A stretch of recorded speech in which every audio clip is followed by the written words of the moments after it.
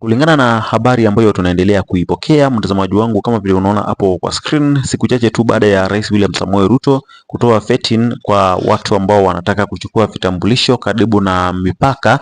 Mtazamaji wangu, kama vile unaona hapo kwa screen, tuna habari ambazo tunaweza kuzipokea kutoka upande wa Somalia, mtazamaji wangu, kwamba rais wa Somalia amevamiwa na Al-Shabaab na wakaweza kubom convoy yake ama gari zake ambazo zilikuwa kwa msafara wake. Lakini tunapata habari kwamba, mtazamaji wangu, kama vile unaona hapo kwa screen, hii ni moja kati ya picha ambazo hii ni convoy yake president wa Somalia, na ukiangalia hapo unaona kwamba hiyo gari imeweza kuumia kweli kweli, kwa sababu aliweza kurusha bomu kwa hiyo convoy yake president wa Somalia. Kama vile unaona hapo kwa screen, nataka tusome hii post kwanza ambayo imetengenezwa na runinga ya Citizen, alafu nikuambie ni kwa nini Wakenya wanamwambia William Ruto alifanya makosa kutoa vetting ya vitambulisho katika mipaka, sana sana mpaka wa kuelekea upande wa Somalia. Kama vile unaona hapo kwa screen, Al-Shabaab militants targeted Somalia's President Hussein Sheikh Mohammed in a bomb attack on his motorcar as it was traveling through the capital city Mogadishu on Tuesday.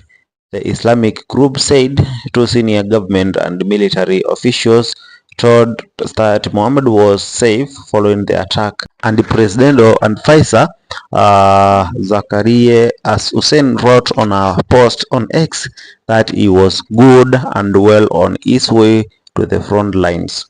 Soldiers and local residents who witnessed the attack confirmed that the president's convoy had been hit. Journalists at the scene saw the bodies of 4 people killed in the assault near the presidential palace. Nimeangalia katika mtandao wa X na nimeona Wakenya wanalalamika sana, wanasema kwamba William Ruto alifanya makosa kubwa sana kutoa vetting ya vitambulisho huko upande wa North, kwa sababu hiyo inamaanisha kwamba ataruhusu raia wengi kutoka upande wa Somalia kuweza kuingia hapa nchini Kenya, ambapo atakuwa anajua kama huenda ikawa ni Al-Shabaab wanaingia ama itakuwa namna gani, na kama watu wako na uwezo wa kuweza kumbom ama kumrushia bom sitting president uko upande wa Somalia, inamaanisha kwamba inaweza kuwa hatari sana kwa usalama wa Kenya iwapo wataruhusiwa kuingia hapa nchini Kenya bila kufanyiwa vetting vile William Samoei Ruto alisema mwezi mmoja ambao umeweza kupita. Hebu msikize William Ruto vile alikuwa anasema kidogo, alafu tuendelee kuzungumza zaidi. Now, residents of counties in Kenya's North Frontier region can heave a sigh of relief after President William Ruto announced the abolishment of vetting for identification card issuance. The president, who made the announcement in the county of Wajir, said that all Kenyan children are equal as stipulated by the constitution, and no region should face discriminatory practices when applying for the crucial document. NTV's Margaret Kimathi has that story. On his second day of the 4-day development tour of the northeastern region, President William Ruto signed the presidential proclamation on registration and issuance of national identity cards to border counties. The president said the government is keen on ending the marginalization of northern Kenya through development and policy changes. Pale nyuma, vijana, watoto wa northern Kenya waliulizwa maswali mengi, wakafanyiwa vetting, wakafanyiwa kama wao sio wa Kenya ya kawaida. Na ndio leo, nyinyi mnanielewa? Na ndio leo nimesema kama kuna maswali itaulizwa, ile maswali inaulizwa iulizwe watoto wote wa Kenya.